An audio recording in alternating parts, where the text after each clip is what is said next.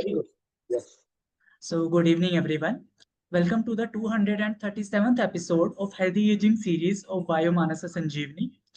These web series are brought to you by Dr. P.T. Sivkumar, Dr. Vijay Kumar Habishetar, and other team of psychiatrists and social workers at NIMHANS Geriatric Psychiatry Unit. The topic for today's discussion is services for the caregivers of persons with Alzheimer's dementia and related disorders. We have with us our speaker, Dr. Megha Nandasoonu, who is a senior resident at the Geriatric Psychiatry Unit of NIMHANS, Bangalore. She has done her MD from AIIMS Jodhpur and currently pursuing her postdoctoral fellowship in geriatric psychiatry at the Geriatric Psychiatry Unit of NIMHANS. So we welcome our speaker to shed light upon this very important topic, as we all know that apart from the persons who are themselves having dementia, there are the caregivers also who equally suffer from the difficult situations that they face. So with this, I first of all apologize for the delay that happened due to the starting of this webinar. And now I invite Dr. Megha to start sharing her knowledge regarding the same. Thank you.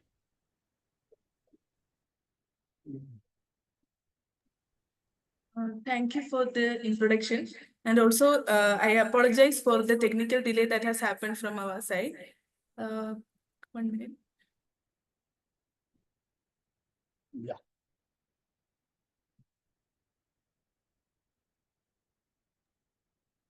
I hope my screen is, everybody is able to see my screen. 1 second, ma. 1 second. Okay. You have to share your screen, ma. Yes, I have shared it. Is it visible? One presentation. Not yet visible, ma. Not yet visible. Okay, let me go for side. Now it's visible, ma. Visible, no? Okay. Yeah, now it's visible. No, It's visible. Yeah. Okay. So, good afternoon all. So today we are going to discuss a topic which is of much importance. That is services for supporting the caregivers of persons with Alzheimer's dementia and related disorders. So we all know that caregiving is like a very important thankless job, right? So there will be many of you like who are taking care of people with Alzheimer's dementia, or who are very much close to someone you know that they are caregivers, right? So today's session is especially for them to analyze the situations, to acknowledge their feelings, to acknowledge their emotions, and to address the caregiver burden related to the same.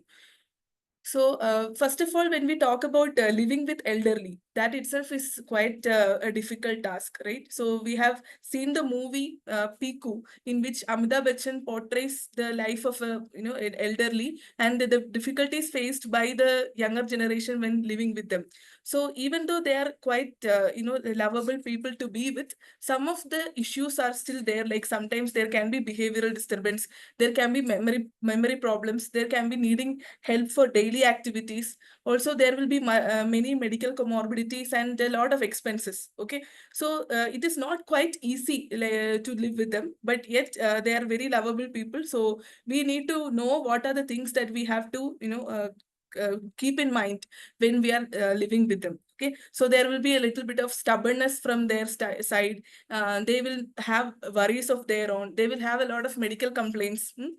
So who is considered as a caregiver? So a caregiver is an adult aged 18 and over who is a member of a family origin. They can be part of an extended family. They can be a domestic partner, a friend, a neighbor, okay, or anyone who's an individual who supports an individual with Alzheimer's disease or other form of dementia without monetary compensation. So it is a thankless job, right? So the stages of caregiving includes from early to mid to late of dementia. It varies as the dementia progress. The way the stages of caregiving also varies. So in the initial stage of dementia, as we all know, when they may come up with some difficulties in their instrumental activities of daily living, like cooking, driving, then gradually the other person takes over that task, right? So they have to cook for them. For driving, they have to take the vehicle, okay? And sometimes, you know, they have some unsupervised habits that can lead to an issue in dementia. Like, for example, someone who takes occasional alcohol and cigarette, they continue to take so in dementia period. Sometimes they are not aware of how much quantity they are taking, or what are the risks associated with the same, right? So also you have to monitor them while they're bathing and ensuring their personal hygiene, dressing, sleeping difficulty also, because they tend to disturb the other persons also, because when they are not able to sleep. And then there is a clinging behavior, like always needing the other person to be around to help with them their activities of daily living. And the most disturbing thing that happens is that once they start losing things and they're not able to find the items, they start accusing others that they're trying to steal my things. Also, sometimes in frontotemporal dementia, especially, there can be disinhibition. There can be change in their sexual behavior, and also they can have depression and anxiety as part of the behavioral and psychological symptoms of dementia. So these are coming in the moderate stages of dementia. Now, once they shift on to the later stages or the final stages of dementia, they have incontinence and disturbance in, the double incontinence, especially their eating habits changes. You have to feed them. Then there will be repetitive behavior. Also, there can be in severe cases some delusions and hallucinations when the patient is so much irritable and difficult to manage. And there can be risk of wandering also. Also, there will be violence and aggression. So this comes towards the later stage of dementia. And it is important that the caregiver, needs as well as their emotions are addressed during each of these stages, because it also varies as the dementia progresses. So while talking about this, it is important to address the most important part, that is the caregiver burnout. Okay, so caregivers are often so busy, they are caring for others, that they do not pay much, heed to their own needs, or they tend to neglect their own needs, especially their mental, physical, and spiritual health. So this demands a lot on the caregiver. It takes a toll on them. They will have difficulty in controlling their emotions. Sometimes they feel it is quite overwhelming. That can lead to fatigue, tiredness. Sometimes they'll end up in depression, having thoughts like hopelessness, and of course, there will be burnout. So actually, it's not an easy journey. Like caring for someone with Alzheimer's dementia or any type of dementia is quite stressful, and it is an intensely emotional journey. So it is important that as healthcare professional, we also tend to listen to the caregivers' feelings, caregivers' thoughts also regarding the same. So we will try to better understand each of them. So first of all, there are certain warning signs of caregiver stress. So each one of you can ask yourself, or the one whom you are close to, you can check with them whether they are having these signs of caregiver stress. That means it is a call that you should take a help of a healthcare professional, or someone that of from a mental health background, to take help from them, because these are important signs that suggest that you are not leading a very healthful state. Like, so first one is having denial. So once you are psychoeducated from the treating team that the patient is having dementia, so many of the time the caregivers end up having a denial phase, that no, it can't be so. Like, he is of this much educational level, he has been working like this, he's quite good in managing all the aspects of life, and now there has something happened, so this can't be dementia. So there will be a lot of denial from the caregiver side. Sometimes they are having difficulty to accept the diagnosis. Okay. And several times you can see anger in them. Like, sometimes they would say, why this is happening to me? Why this is happening to my family only? Okay. Or why is he not able to remember me? And all these things kind of evokes some anger in them, which can result in emotional outburst also. Then another thing is that they may withdraw socially. They no longer care for going out or meeting their old friends, or having some like their usual practices, like going for bhajanas, going for a movie, going for eating out with their relatives, or going even attending functions. So they all refrain from these things, telling that no, I don't feel like, or maybe I would rather be with him because he needs continuous supervision. So they tend to withdraw towards themselves and isolate themselves. Also, there can be a lot of anxiety in them, because especially in the case of severe dementia people's caregivers, who are no longer even able to recognize the caregivers as their relatives. Okay, so they are doing a lot and there is no appreciation from the other side, and they rarely recognize their efforts, and in fact sometimes feel burdened. So they tend to have a lot of anxiety issues, when anticipatory anxieties also, like what can happen in next, like that. And also, as we discussed, they can feel a lot of hopelessness, that this may not, I will not have a life again. My family is like, my family has been in a situation like this. There is no hope. Okay, I am helpless, I am worthless. These kind of thoughts can come, and they can end up in depression. So also they can have a lot of exhaustion, which is quite understandable, because sometimes they have personal work to do. Okay, and also along with that, they have to take care of the the deceased. They have to take care of the patient. So this will result in a lot of exhaustion, and a part of which is of course sleeplessness. They will have continuous thoughts in their mind regarding the entire day that happened, the reactions they faced from them, also regarding the new day, like what is the next thing to do, what is to be done in the morning, like that a lot of thoughts go in their mind, and that can result in sleeplessness. Okay, and sometimes emotional reactions, like a lot of anger, sometimes a lot of sadness, crying spells, and tending to have express it out. These can also happen in case of caregiver stress. Okay, as we say, expressed emotions. Okay, expressed emotions like include hostility. Okay, telling some negative comments about the a patient. Okay, criticism, always finding the mistakes in them rather than appreciating the goodness. So these kind of expressed emotions can also come in a caregiver. Also, whatever work they are doing, there is a lack of concentration, and they are not more able to pay their full attention span, or give their full of concentration to their work. So this can also happen. And of course, because of all these stress, there can be a lot of healthcare problems, including physical issues like hypertension, diabetes, and along with that, other mental health problems can also happen.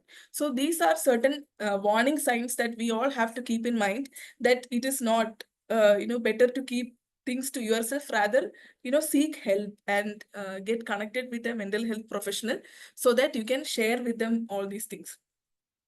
So how can you assess a caregiver burden? So there's a simple tool that can be used by anyone. It consists of about 22 questions. Okay, so I will try to open this, but I will share towards the end in the group. It's called as Zarit Caregiver Burden Assessment Instrument. It consists of 22 simple questions that we can mark, and based on the total score, you will know that whether you are having caregiver burden or not. Okay, so I will share that towards the end of this session.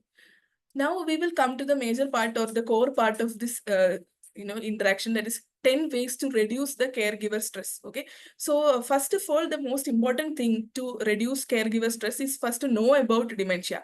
What are the clinical features? How does it present with? Okay, why are they not able to remember? Because we first of all, we need to know that it is a degenerative disease, and it is the condition is irreversible, right? Once it is diagnosed, the brain has got a lot of shrinkage, because of which there is a lot of cognitive domains like memory are being affected, because of which the patient is behaving in such a manner. Okay, so it is nobody's fault. It is they are not doing it on purpose. It is because of the pathology they are presenting. So first of all, we have to educate them regarding the dementia properly, and it is better to understand a lot about this disease. There will be informative booklets that especially available from NIMHANS or any reliable source, okay, that you consider is authentic. You can read the booklets and try to get to know about dementia. So there are other counseling and or psychoeducation practices going as part of NIMHANS. So since you all are connected to this group, you might get access to these also. So try to learn as much as possible about the disease. Then second one is be realistic about dementia. So we know that it is a gradually progressing illness. So at one stage, the patient is able to take care of himself, do some shopping, do some driving, cooking, etc. But as the disease progresses, they start to decline in function, and towards the end, it comes to a stage where there is, complete dependence on the caregiver for toilet habits, for bathing, for everything, right? So it is for activities of daily living becomes dependent on the caregiver. So when you are seeing a patient, like for example, from the mental health professional side, when we are seeing the patient for the first time, we explain to them the different stages so that the patient have and their caregivers especially have a realistic expectation about the disease course, that in the later end this is going to be needing a lot of help, and nothing is reversible. So, and then another thing is that to be realistic about yourself. For example, someone who is working from 10 to 5 and after that coming back and taking care of their parents or maybe their loved ones. So when that happens, one has to be realistic. Like you cannot be there for someone 24/7, right? So you have to take help, and it's not always some people feel like if I do only the things will be right.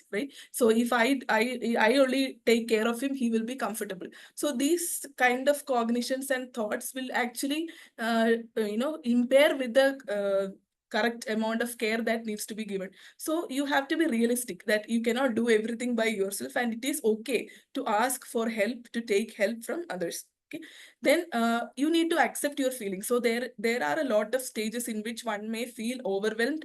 They will feel that they are losing their control.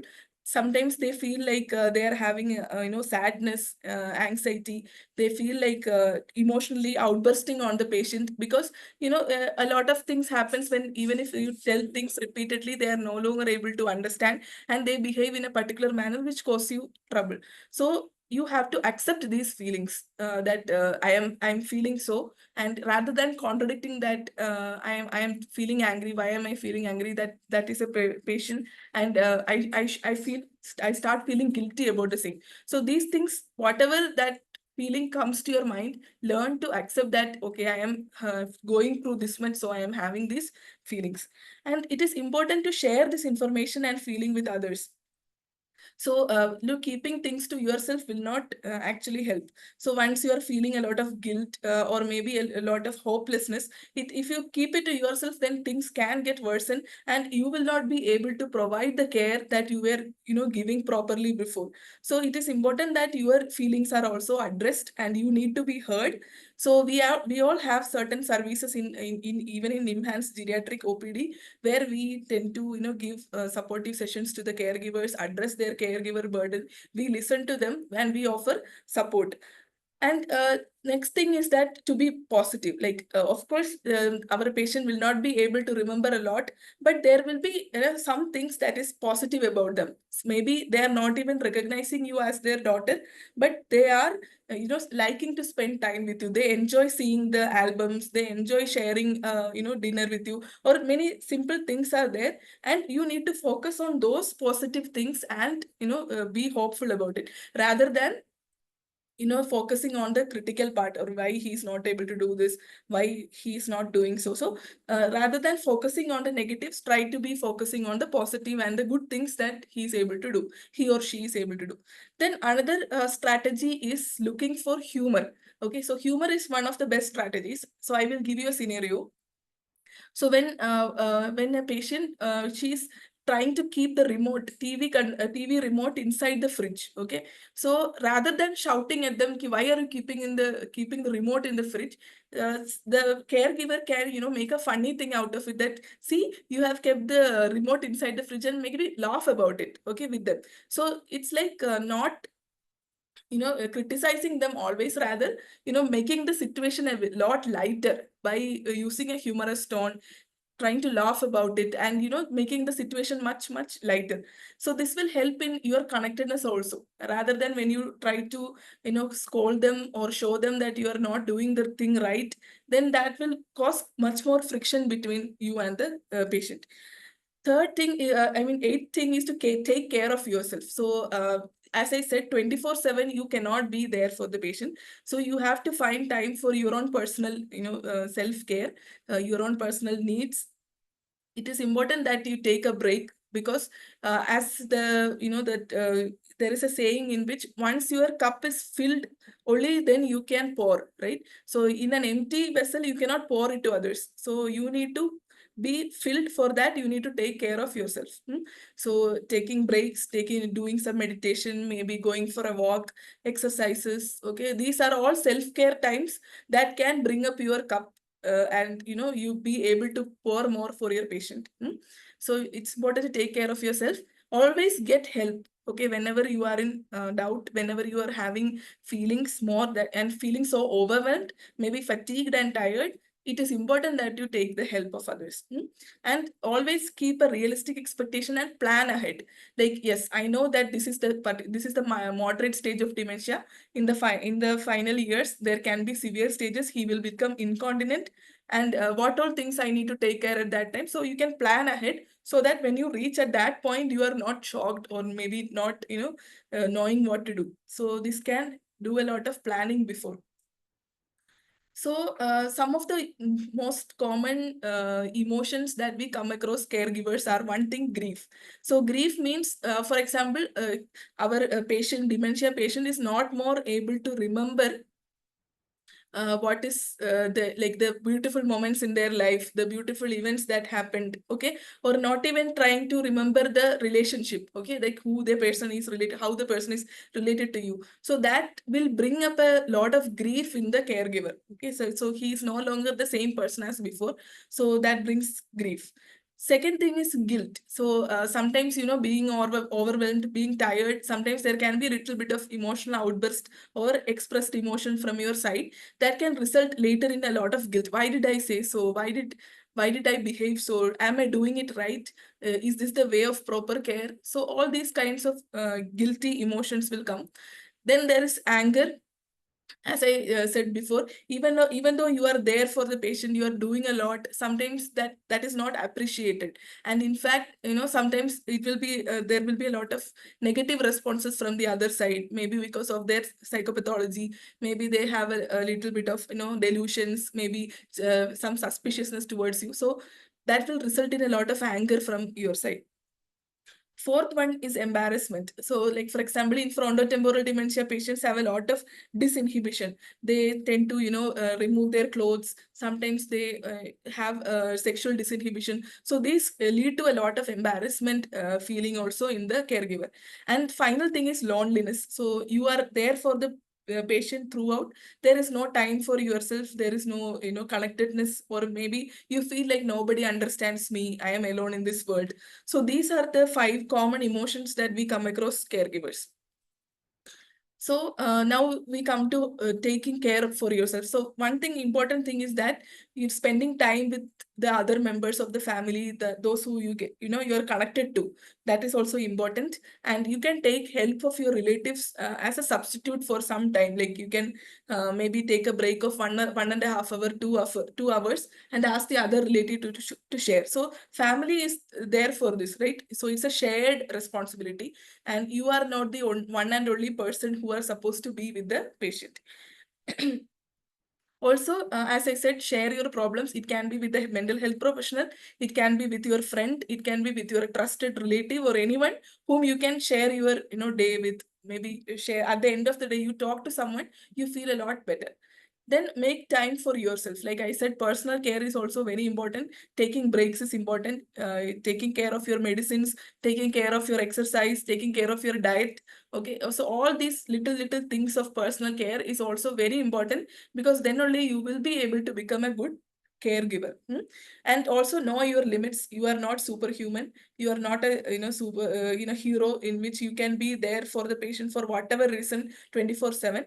You are having your own abilities and you are doing the best of your abilities, but don't overwhelm yourself or overburden yourself with more and more work. And don't blame yourself. Suppose sometimes you feel like, am I doing good enough, am I enough? Okay, these kind of thoughts will come. So it is not never it is a fault from your side or from the patient side. So don't blame yourself or with the patient. So these things will cause more friction between you two, and the caregiving will not go well. So never blame yourself for anything. Take and seek advice, and remember that you are also important. So just as the way you are taking care of the other person, you are also important and you need to take care of yourself. So how can you do this? By talking to someone, staying active, like at least go for a 20-minute exercise every weekdays, and maybe weekends you can take a break, but remain active. Practice a relaxation technique like breathing exercises, Jacobson's progressive muscle relaxation technique, which are all available in YouTube. Box breathing. Okay, so these simple pranayama, all these kind of relaxation techniques are there. Try to learn one of them and do it consistently, religiously. Then that will also give a lot of inner strength, and you will be able to move ahead. And also spend time outdoors. Like when you get a chance to go for meeting some people or functions, don't shy away, or say reluctancy that I can't and I have to be there. So there are options, when you can seek help. You can ask someone of your relatives to take care of them for some time, and you take your time and spend time outdoors. Make time for reflection. At the end of the day, it is always better to have a journal or a diary writing in which what all things you have done, and appreciate yourself for the efforts that you're making. Also, not some of the things that maybe could have done better. So it is always good to do your own reflection. And value what is possible. Okay, whatever that you're doing, you have to value yourself. And those things that are not out of your control, you may leave it. But those things that you're on your control, like your feelings, your thoughts, your emotions, you can value them. And always count your blessings. So no life is having such always bad things will not be there. There will be some amount of good things also happening in your life. Count them and write it down as a gratitude. So this will also improve your personal well-being. Now, another thing is the support system that we have to talk about for the caregivers. What are the existing support systems? Okay, so one thing is learn to accept help. So don't think that you are the only person or you are all alone to take care of the patient. There are a lot of support systems out there that is very specifically targeted for you. So you can learn about them and also seek the help. Okay, and healthcare professionals are always there. So in OPD sittings also, sometimes in a busy OPD hour, mostly the patient focused treatment happens.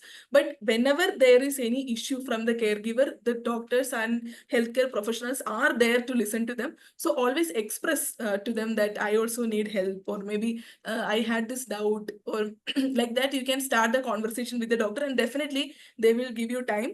And it is important that you also share your problems with them. So what are the sources of help that can be given? One thing is in-home help. Okay, so that is, you can hire some people who can come and live with you, like live in help. Or maybe if it is not affordable, you can ask for a few hours a week to come and stay there with the patient. Or suppose you feel like you are the only one who is able to take care of the patient and no one else can replace you, you can hire for help for other things, like for example housekeeping, or maybe shopping, or running the errands of the home. So other things you can give it to someone, and you can solely focus on your loved one. So this is depending on your comfort level that you can do, it is your choice whether to take help for the house care needs or for the patient care. Okay, so as a information, one of my patients who is currently admitted, the caretaker is there for him 24 hours and he is charging 1,000 per day. Okay, so it might not be affordable for everyone, but this is an option. Those who are able to afford, this is a good like maybe for at least few hours a day, you can take a break and you can have your own personal things be done. Okay, so that is one in-home help. Then another thing is adult daycare centers.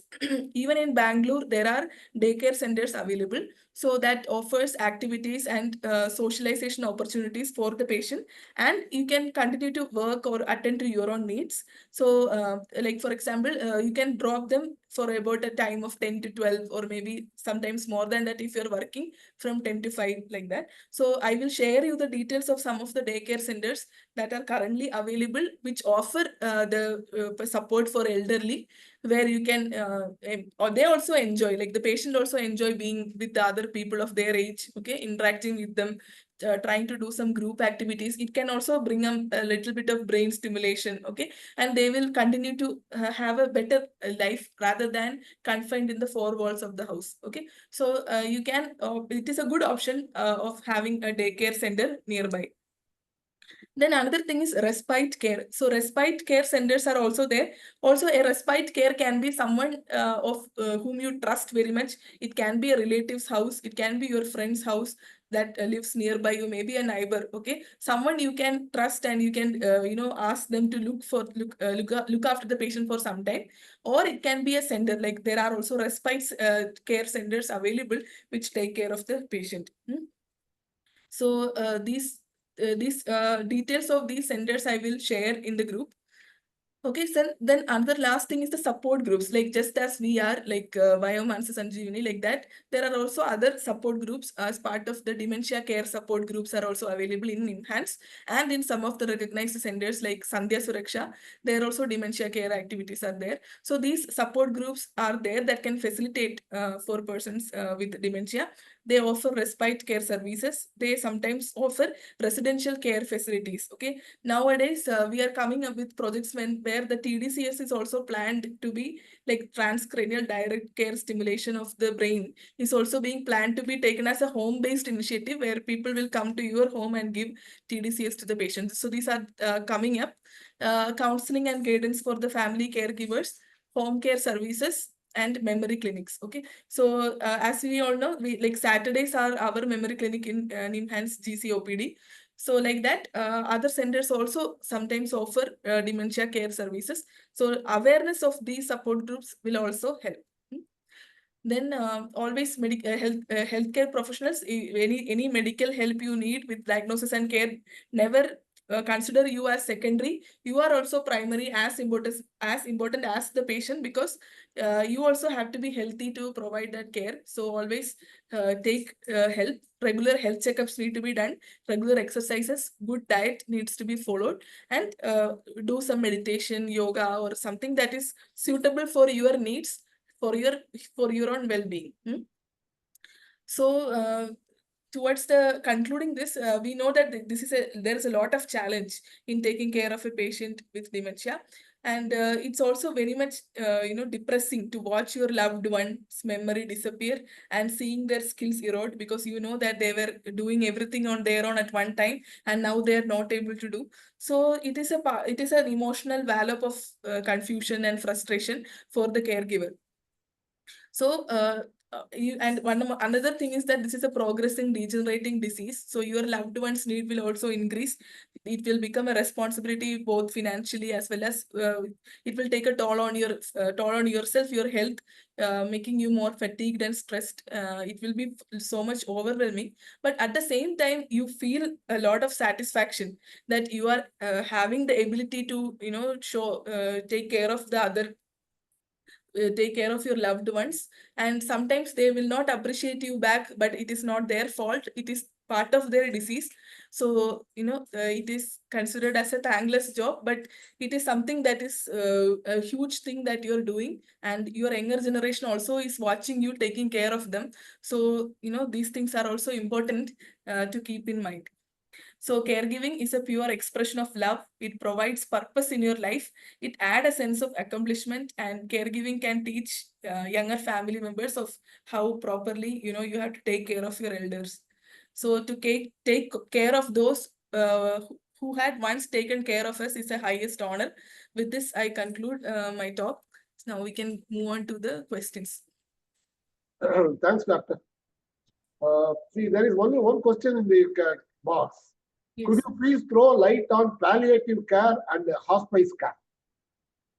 So palliative care, palliative care and hospice. The presentation is over. You can stop sharing the screen, doctor. Okay.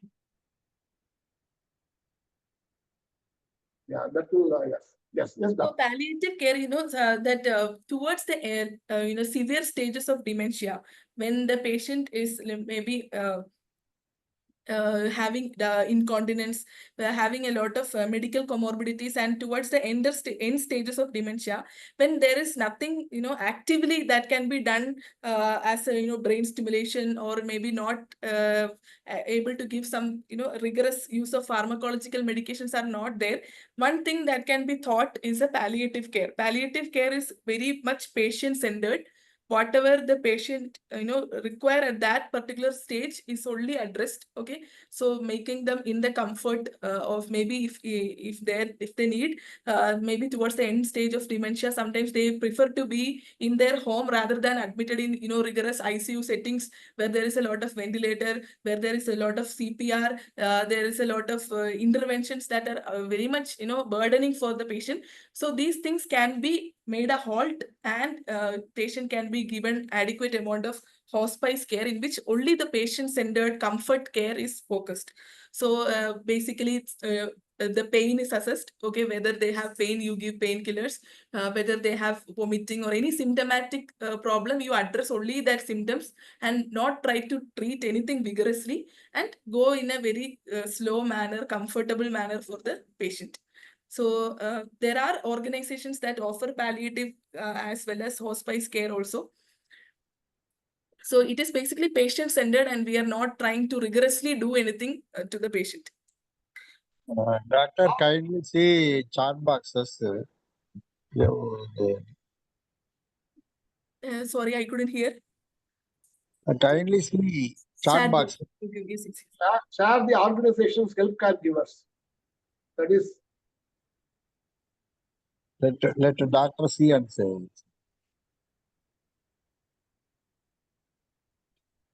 oh, she has sent a direct question to her. Okay. Yes, I definitely understand some of the daycare center charges are not affordable. But if some of the guidance, like what can be done with your own, affordability and available resources, what can be done, this guidance we can provide you. So you can come once to our clinic, NIMHANS clinic, and we will assess you, address your concerns, and whatever the best option that can be given for your available resources will be suggested. We have a special team also working on this. Psychosocial workers are there, so they will help you in guiding in which thing you want. So I totally understand, but there are options, like for those who are able to afford, daycare centers are available. So what was his question, doctor? Like charges are not affordable, like they have mentioned. Oh, that's right. Okay. Yeah, I understand. Thank you. I mean, any other person has got any other questions, sir? Madam? Ramnath, you have to unmute. Ramnath, you are muted. Ramnath, you unmute. Ramnath, you are muted. Hello, can I ask, sir? Please, sir. Please go ahead, sir. Yes, madam, it was a good session. A lot of clarity has come out through your deliberations. I'm highly thankful for you. So, ma'am, this palliative care, is it prevalent in Indian conditions or only in the Westerns? So it is prevalent in Indian conditions also. Maybe more focused in Western organizations. If they are like, if you talk about intensive palliative care units we are not having in every hospital, but there are institutions that offer palliative guidance also. In NIMHANS also, we will give idea regarding what can be done. Yes. 1 second, 1 second, sir. 1 second. Yeah. Well, hello. Yes, sir. Ramnath, you have a question? Yes. Please hold the line. Hello. Tell me, go ahead. Go ahead. Madam, Yes. I want to differentiate between depression and dementia. What are the difference, and which comes first? Whether the dementia comes first or this thing comes first? So what are the? Are you asking about depression and dementia? Yeah. Yes, Okay. sir. Okay. Yes. So this is a good question because in elderly both are common. Like there's a lot of depression that comes up in elderly, and it is not the same as that of a young adult. So so how you differentiate is that one thing is that patient is a little aware about his problems. Like patient himself will tell that I am having lack of attention, I am having lack of concentration. And Yes. patient will tell a lot of, like, suppose we are objectively, if we try to engage them in any activity. Because I'm having that because I'm 17 years old. Mhm. So at times I'm forgetting even small things. Mhm. That's why. Yes. So along with the lack of attention, there will be sometimes feeling of sadness, feeling loneliness. Okay, like feeling that you are all alone in the world. Some feelings like hopeless, having helplessness. These things are pointing more towards Common. depression. But in dementia, patient is much less aware about their own problems. They will not come up with their problems. How long will it prolong, madam? Half an hour, 1 hour like that, or prolong till my lifetime? Which one? The dementia or the depression? Dementia can last lifelong. Like once it is diagnosed, Then any treatment for that? Psychological treatment? any treatment for depression. Depression or dementia, both. Depression, definitely there is treatment, both pharmacological, where medications are given adequately, at least to be taken for a period of 6 to 9 months. And along with that, some psychological support. So for that, we need any attendant to look after me? No, for depression, there is, if you are able to take care of your self-care needs, if you are able to take care of your, basic activities of daily living, including some of the, shopping, driving, Madam, your it may functionality lead is to good, then it is okay. planting care? No. No, Ramnath, Not yet. allow her to respond, Pap. Then you can stop. Okay, bye. Okay, bye. Thank you. But if you need any kind of further guidance on this, we actually would like to see you in OPD. Once you can come and we will talk about this. Okay. Thank you very much. Good this thing meeting. Thank you. Thank you. Basically from Chennai, doctor. Blessings. That's the only problem. But anyway, if he is able to come to Bangalore and if he is able to come and meet me, he's welcome. Thank you, doctor. Thank you. Any other questions, sir, from any other person? Any other questions? I think there is one question in the chat box. Very good presentation. See, you have to share the organizations which are caregivers, and you also started talking about that particular scale.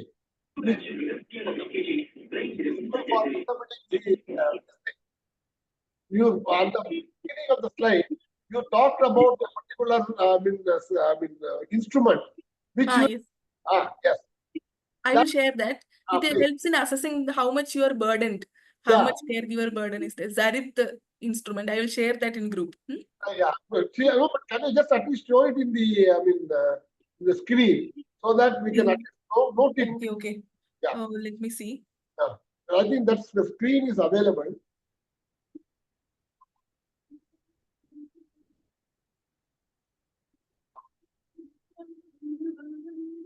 Are you able to see that? Second or third slide, it was there. Zadit or something like that. Wait, let me show you one. Yeah.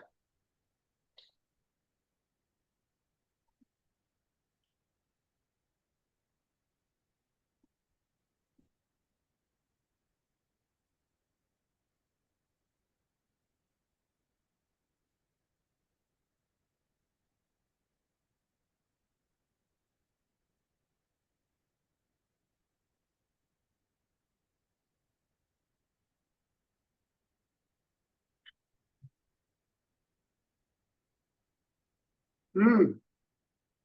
Are you able to see this? Yes, we are able to see that, doctor. But what is Okay. the instrument known as? This is called known as Zarit Caregiver Burden Assessment. Is Z-A-R-I-T, Zarit. ZARIT, ZARIT. Yes. Thank you, doctor. That Okay, helps. so this you can see that there are a number of questions and you Yeah. can score it like 0, 1, 2, 3, 4. 0 means never, nearly, always is 4. It's the extreme. Or in between 1, 2, 3. Okay, so whether you feel stressed, whether you feel embarrassed, you feel angry, okay, all these things that we have discussed are written in question form. You can mark yourself and understand that how much burden you are having. If you're having more, then it is time that you seek help. That is only for caregivers. Yes, yes, only for caregivers. Not to be misused for the dementia patient as such. No, no, no. This is for caregiving. Caregiver only. See, today we have been talking more about caregivers only. Yes. Yes, doctor. And you can just give us a few ideas about this dementia disease, doctor, if possible. I mean, is there any cure for this? Or I mean, is there any medical advancement in that area? Yeah, cure for dementia, even the recent evidences are not of that strong that something can cure it. But like preventing the progression, maybe a lot of things are coming up.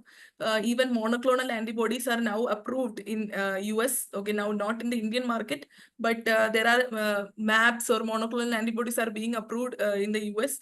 Apart from that, cholinesterase inhibitors that we are even now prescribing for the daily OPDs like memantine, donepezil.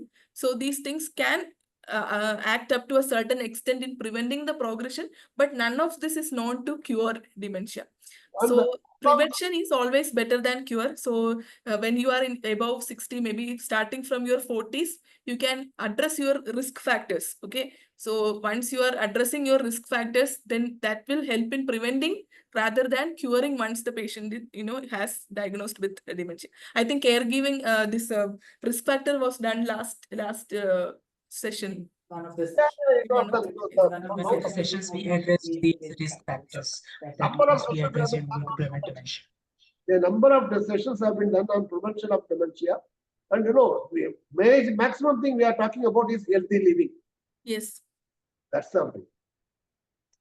Any other questions? Anybody likes to answer any other question? If we have put one question in the chat box, please. Okay. See the chat box, please. Yes, yes. Share the chart in the group. Okay, that is done. Chat box. We do forget the names of persons, places, etc. Our age is 65 and 70. Is it symptoms of dementia coming? Saroja Bai. Okay, so at the age of 65, 70, not able to remembering the name of person and place, but after some time you give a lot of pressure in your mind and you are able to come up with that name, then it is no longer an issue. Okay, so you are able to recall with prompts or maybe thinking about or going back to your some compensatory mechanism and coming back with a name. It is okay to a certain extent, but if it starts affecting your functionality and it is consistently there every day, then that needs to be addressed. Okay, so if it is interfering with your day-to-day living, your ability to keep the appointments, ability to converse, okay, conversation, ability to carry out your activities of daily living, then you have to get consulted and treated. Okay, so that is important. Otherwise, if just forgetting one or two names, but after a lot of time you are able to recall the name by yourself, then it is of no issue. It is it's age appropriate and it is part of normal aging. If it is affecting your functionality, then you have to go ahead. Okay. Thank you. Thank you. Okay. Shivam Saab. Do we have any other questions? Yeah. I think if there is no other, Shivam Saab, I think if there is no other question, already I think we have started quite late. Yes. And, Sure. So yeah. we can just conclude the session. Thank you, madam, for this informative session. Surely caring for yourself is also important, as is caring for our loved ones. And talking about the self-care and stress management techniques, I believe that as the needs of the patient are unique, as we say, so personalities and the capabilities and the interests of the caregivers. So You are from two role of self-care as well as stress management techniques should be tailored to the needs of the caregiver. So with this, we conclude this session. And I thank you again, madam, on the behalf of all the participants to provide us your valuable time to guide us regarding this very important topic. Thank you all for joining. We hope to see you in the next webinar as well. Thank you. Thank you so much. Thank you, doctor. God bless you. Thank you, madam. Thank you, madam. Thank you, sir. Yes, we pray for your welfare. Thank you. Thank you.